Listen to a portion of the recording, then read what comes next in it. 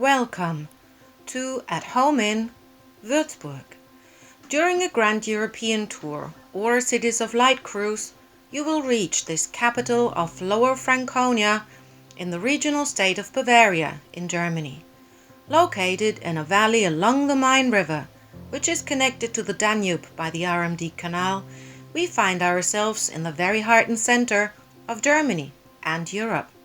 This university city with roughly 130,000 inhabitants offers many jewels, like the Fortress on the Hill or the Residenz Palace. My name is Alexandra. I'm welcoming you to Würzburg today, my hometown, and to my favorite place in town, the Würzburg Residenz. It is closed these days and has been for a few months now due to the current situation, but we get a special opening today. In my backdrop you can see where the rulers of this city have lived for almost 500 years until they moved to this splendid palace that was built in 1720. And I have two colleagues with me who will show us around this impressive palace of the Prince Bishops.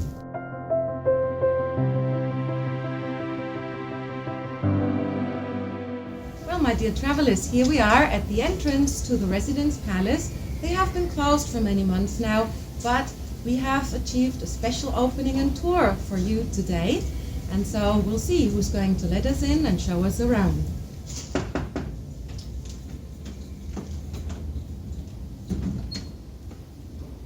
Hello. Good morning.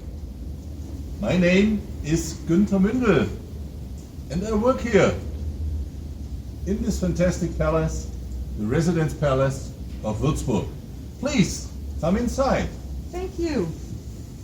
Here we are now in the entrance hall of the Residenz Palace of Würzburg, and this is Adrian who's going to give us some details. Hello everybody, my name is Adrian. I'm going to show you around the castle with my colleague Günther together, of course. We are starting in the entrance hall, which I would like to show to you. The entrance hall, the so-called vestibule, is a generous hall, very big enough to be entered with carriages. That's the idea behind it. In former times, carriages with up to 6 horses in front of them could be driven into the hall to lead the guests directly at the beginning of the staircase so they could directly enter into the building. It has a relatively low ceiling, but therefore on the ceiling we have an illusionist painting which gives us the impression as if actually the ceiling was much higher than it is. This is quite impressive. Can we move up to the upper floor then?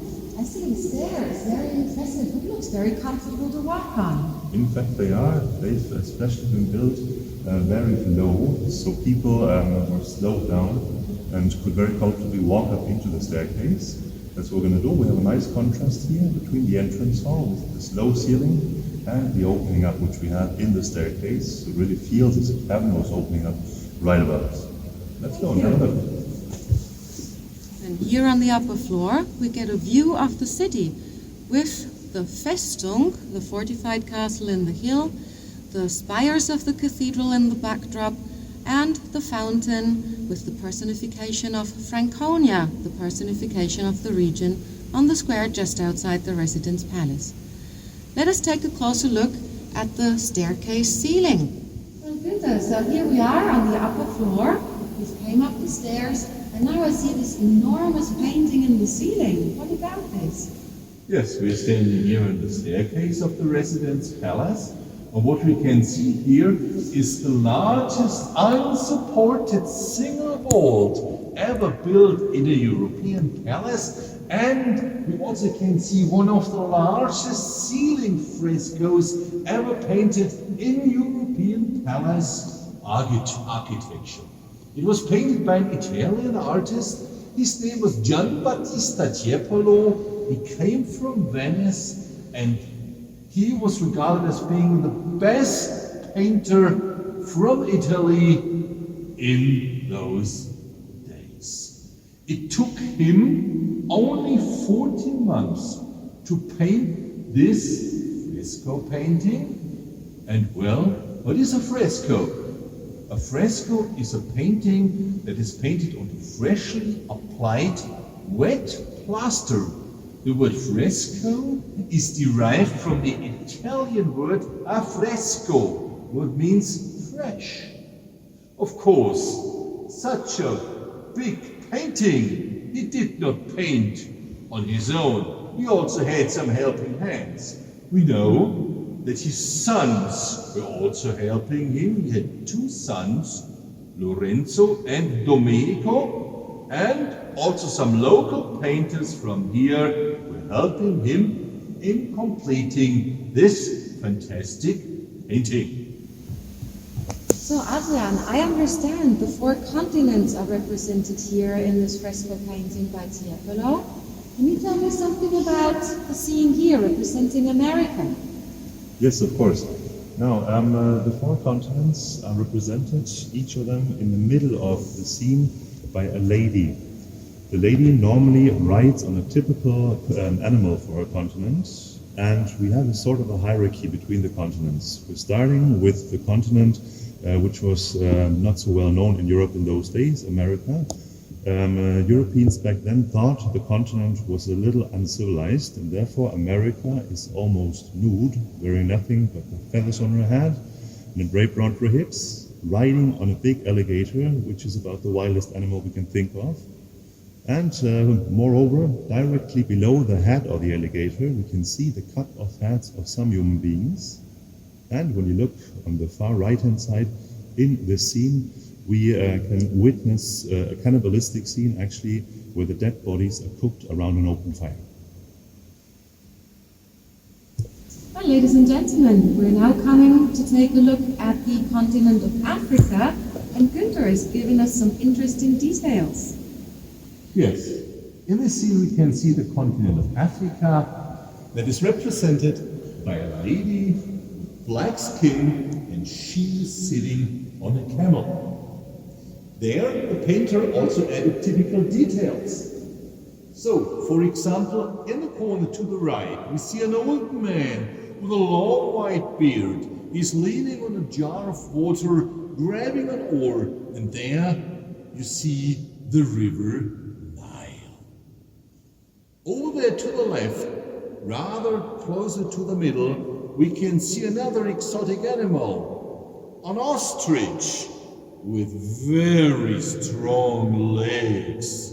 And in the corner to the left, we see a kind of oriental bazaar scene that showed everybody that Africa was a continent that was largely known through trade to the Europeans. Well, ladies and gentlemen, we have arrived at our 3rd continent in the fresco painting, and this is Asia. Adrian, can you tell me more about this representation? Now, when we take a look into the Asian scene, Asia, this time now, in the middle of her scene, is riding on a big elephant, and she's the first of the 3 ladies which is completely dressed, showing that Europeans saw a high grade of civilization in this continent. Yet, Europeans very often did not know the continents very well in those days, and so the elephant Asia is riding on is actually an African elephant. You can see the ears are way too big for an Asian elephant, and also, and that's the fantasy of the painter, the trunk is very, very long. You can take a look furthermore to the right. You can see Mount Calvary with the crosses upon it, so the birthplace of Christian faith where Jesus died. Once again, a little bit more on the right-hand side, you can see a big stone block with a Armenian inscription and a big obelisk pointing into heaven.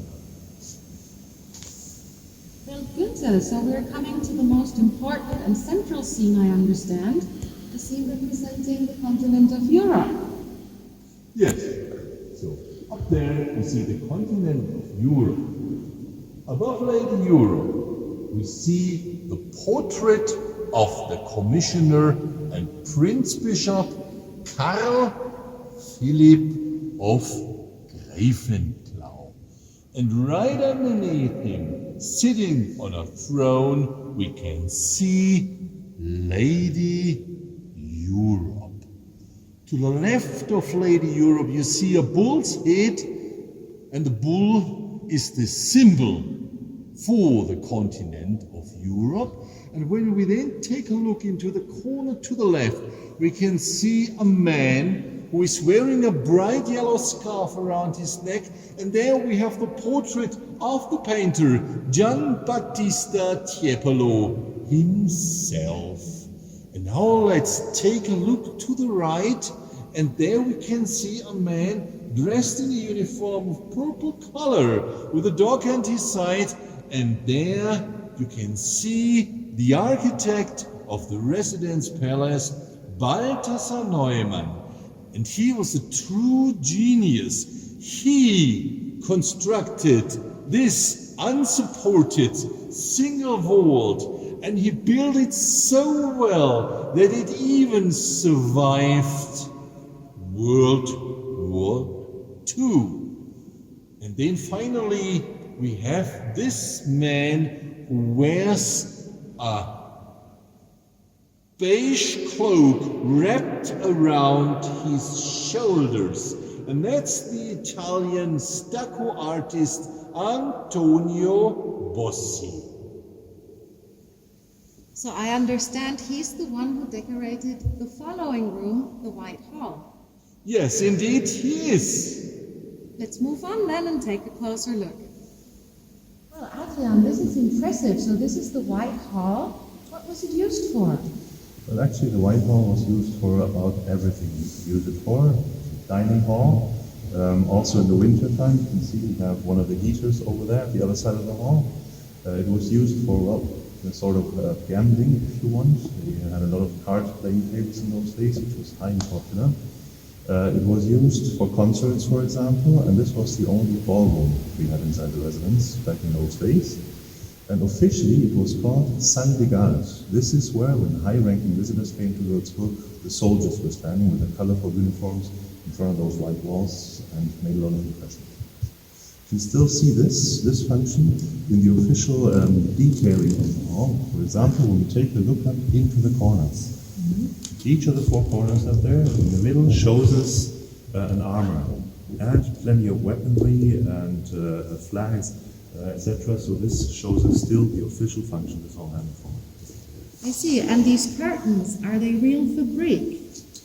No, actually they're not. They look as if they were. In fact, they're made of paper mache, folded into that form, covered in plaster by Antonio Bossi, and then painted, which creates an almost perfect illusion. Many visitors notice this detail and think it's real fabric, but in fact it is not, which shows the mastership of Antonio Bossi, which you can see all around this hall. So Bossi created an almost entirely white hall right here in pure Rococo style, a name deriving from the rocaille, which is a shell form, which is unground, which is characteristic for this style. Unlike in Baroque, which preceded that style, it loses its symmetry, so that's what you see over here. It's asymmetrical very often in this hall, and shows us plenty of detailing, like, for example, about the doors, where we can see sometimes those dragons. This is an impressive hall. And if I look back to where we just came from, I see mirrors at these doors. Why are they there? Yes, those mirrors there imitate the windows that are on the opposite side here, and of course they also create an illusion. It's reflection what we have here, and therefore also this big hall appears even larger than it actually is. But now let me come to the historic scenes of this hall, what we have here in the vault of this hall, and this hall, what we call the Imperial Hall, bears frescoes who were painted again by Giambattista Tiepolo, the same artist who painted in the staircase. What can we see up there? This scene shows us the wedding of Emperor Frederick Barbarossa with Princess Beatrice of Burgundy. It took place here in Würzburg in the medieval period exactly in the year 1156. We can see in the center of the painting the Emperor Frederick Barbarossa, his wife Beatrice, and the Bishop of Würzburg, who is blessing the imperial couple and who is in fact the protagonist of this fresco painting. Well, and on the opposite side of the hall we have another historic scene, and what we can see there is the moment when the Bishop of Würzburg became a prince bishop. It was several years after the wedding when the Emperor Frederick Barbarossa came back to Würzburg, and he rewarded the loyalty of the bishop in giving to him the title of Duke of Franconia. That now meant that the bishop was a clerical leader, but a secular ruler as well. What we also can see there are those drapes, and like in the Whitehall, they are an illusion. They imitate real drapes. In fact, they are not made from fabric. They have been sculpted like the ones in the Whitehall. And in the bottom left corner, you also can see the signature of the artist Giovanni Battista Tiepolo, 1752, the year it was painted. I see these doors are open. You can see from one end to another. What does that mean? Yes, this lineup of room is showing the entire length of the palace. The palace has a length of about 170 meters, almost 600 feet. And it was a symbol of power and representation. It was made to impress the visitors of the Prince Bishop. As we enter this apartment, the situation now changes completely for us, and what we've seen so far, the big halls of the center of the palace, are still original. They survived the big bombing of 1945. Meanwhile, these rooms, you can see right now, all lost their ceilings, all lost their floors. Yes, the complete interior decoration you can see in here is still original. Furniture, the tapestries on the walls, chandeliers, and even the doors were taken out and were saved over. I see, and so these were the apartments of the Prince Bishop. No, actually not. Actually, this was meant as a guest apartment, officially at least, and hardly used as a guest apartment.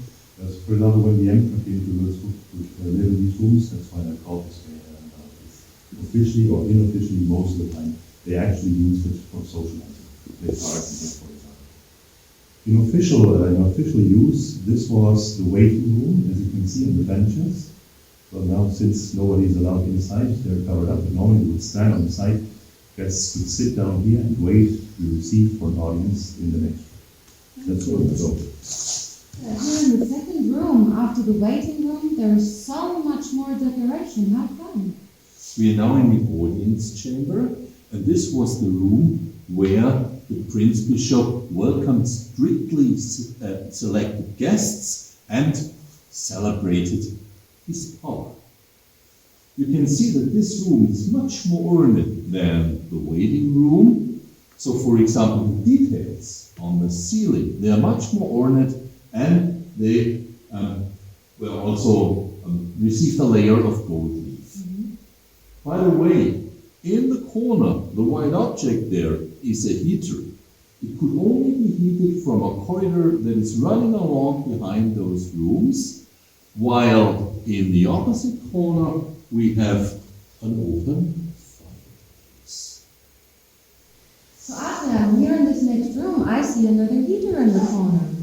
Yes, that's right. And actually, this heater shares the chimney with the open fireplace you've just seen in the audience room.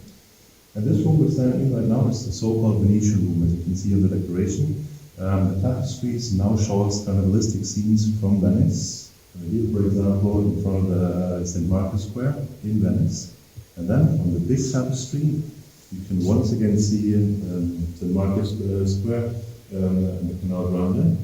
And since this room was also used as a bedroom, it is the only room in this apartment with a direct access to the servant side through the Börner hall. Now, the function of a bedroom is still to be seen on the ceiling painting, where, for example, we can see the sunset, and in the rear of the room, the king sleeping.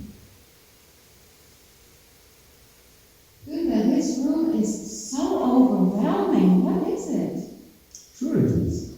We are now in the mirror room.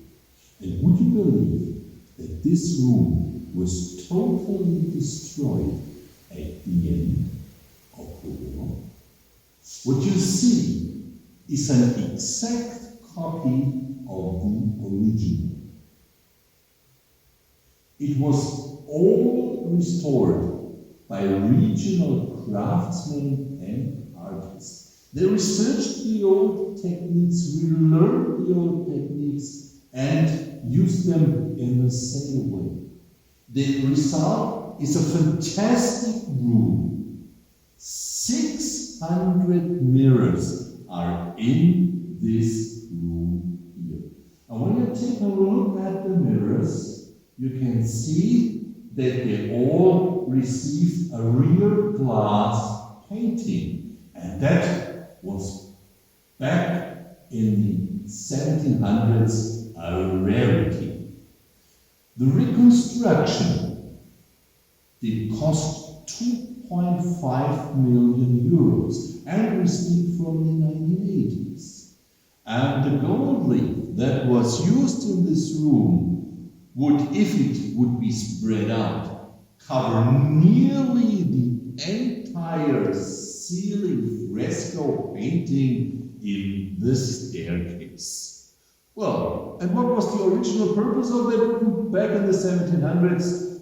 Representation. Everybody who visited this room here should be overwhelmed. So Adrian, I think we're in the last room of these southern apartments, and I see portraits of Prince Bishops here in this room. So who was the one who had the vision, and how did this all come about? Well, his name was Johann Philipp Franz von Schönborn, who started building the palace in 1720. He sure knew he would never see it completed, so it was only in 1744 that the building itself was completed. In 1780 that everything was completed, the interior decoration was finished, and also the gardens outside. In 1814, Franconia lost its independence and became Bavarian. It became a part of Bavaria, actually, which it remains until today. First, in hands of the Bavarian royal family, the residence in 1918, or after 1918, became a state possession and was opened to the public as a museum. Destroyed in 1945 in large parts, it was rebuilt after that until 1987, when the Murakami was finally finished, and the house is in a good condition. And I see in the next room there is actually a documentation on the damages of the war. Of course, nowadays this is a part of the history of the building, of course. We can see a little bit of this when we go over it. Let's take a look. Now, ladies and gentlemen, these are images of the Würzburg residence and the city after the damages of March 16th in 1945 during World War II. Günther gives us more details on this. Here we see John E. Skilton. He was an art historian and second lieutenant of the US Army, and because of him we could save and protect the fresco paintings of our ceiling fresco and therefore the entire residence palace. He was a member of the Monuments Men, and he cared well for the residence in the first years after the war. So Adrian, thank you for showing me down through the servants' corridor and down the big stairway again. We're now looking at the garden hall, and this used to be access to the gardens. This is the moment for us to wave you goodbye. hope you enjoyed the virtual tour through the palace with us today, and we very much hope to be able to receive you back here at the palace in a very short time. Günther, thank you so much for showing us around through this impressive palace today, and it's time to wave our travelers goodbye. Yeah, thank you very much, ladies and gentlemen, for joining our virtual tour. On my behalf, goodbye, and see you soon. Well, ladies and gentlemen, I also want to thank you for your attention and for joining us through this tour of my favorite place in my hometown, and I hope to see you soon here in Würzburg. Goodbye.